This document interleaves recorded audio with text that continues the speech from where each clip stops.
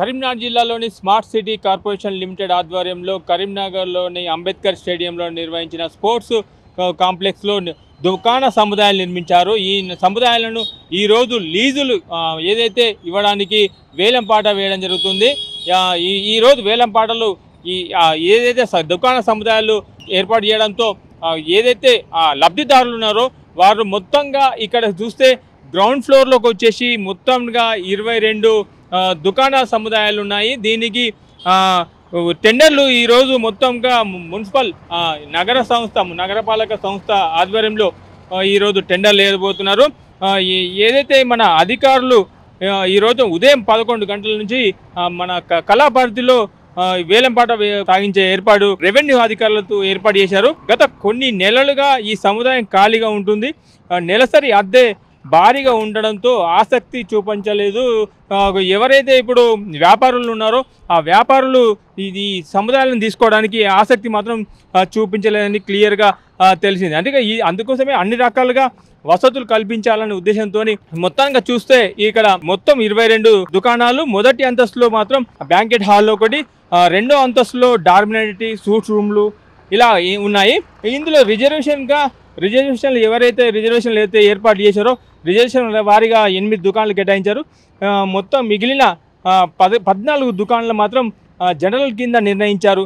ఏదైతే కింది అంతస్తుల దుకాణాలను దక్కించుకున్న వారు ఈ దుకాణానికి 2 లక్షల నుంచి మొదటి అంతస్తులోని ఒక బ్యాంకెట్ హాల్కు మాత్రం 10 లక్షలు, రెండో అంతస్తులో డార్మినేటరీ సూట్ రూమ్లకు 10 లక్షలు గాను కేటాయిస్తున్నట్టు ఎవరైతే వేలంపాటు దక్కించుకున్న వారు మొత్తం కూడా డబ్బులను ఈ 3 రోజుల్లో మాత్రం ఖచ్చితంగా చెల్లించాల్సి వస్తుంది.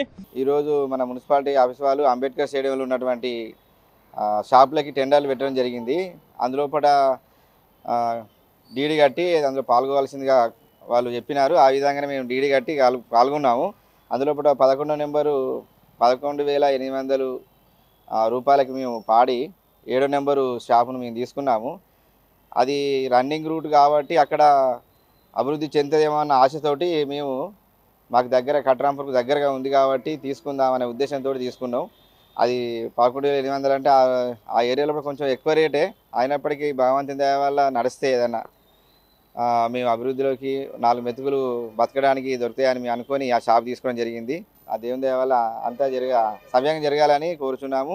నమస్తే అండి, నా పేరు అడిచెల్లరాజు, కరీంనగర్. గతంలో మున్సిపల్ కమిషనర్ ద్వారా ఏదైతే మనకు స్టేడియంలో ఉన్న షట్టర్స్ కోసము గతంలో ఒక్కొక్క షట్టర్ కాకుండా మొత్తం ప్యాకేజ్ పరంగా 1 కోటి రూపాయలు పెట్టేసి అది 1 కోటి రూపాయల కిరాయి అని చెప్పేసి అని టెండర్ కోసం పిలిస్తే అప్పుడు చాలా ఏదైతే మన ప్రసార మాధ్యమాల్లో కానీ మీడియా ద్వారా మీలాంటి మీడియా ద్వారా ఎలక్ట్రానిక్ మీడియా సోషల్ మీడియా ద్వారా ప్రతి ద్వారా మేము తెలియజేయడం జరిగింది. ఈ 1 కోటి రూపాయలను పెట్టేసి మామూలుగా ఏదైతే చిరు వ్యాపారులు ఉన్నారో వాళ్ళకి అన్యాయం చేస్తున్నారని చెప్పేసి అనేది పోరాడాం. అలా ఎన్నోసార్లు పోరాడితే చివరికి మున్సిపల్ కమిషనరు వారు దిగొచ్చి ఈరోజు ఏం చేశారంటే మళ్ళీ టెండర్ ఇచ్చారు. గత 15 రోజులు 20 రోజుల క్రితము టెండర్ ఇచ్చారు. ఏ రకంగా ఇచ్చారంటే ఒక్కొక్క షాప్కి దాంట్లో SC reserved, ST reserved, physical handicapped, నాయి బ్రాహ్మణ అని చెప్పేసి అని ఇలా డివైజ్గా కేటగిరీ చేసి మిగతా షట్టర్లు జనరల్గా కేటగిరీ చేయడం జరిగింది.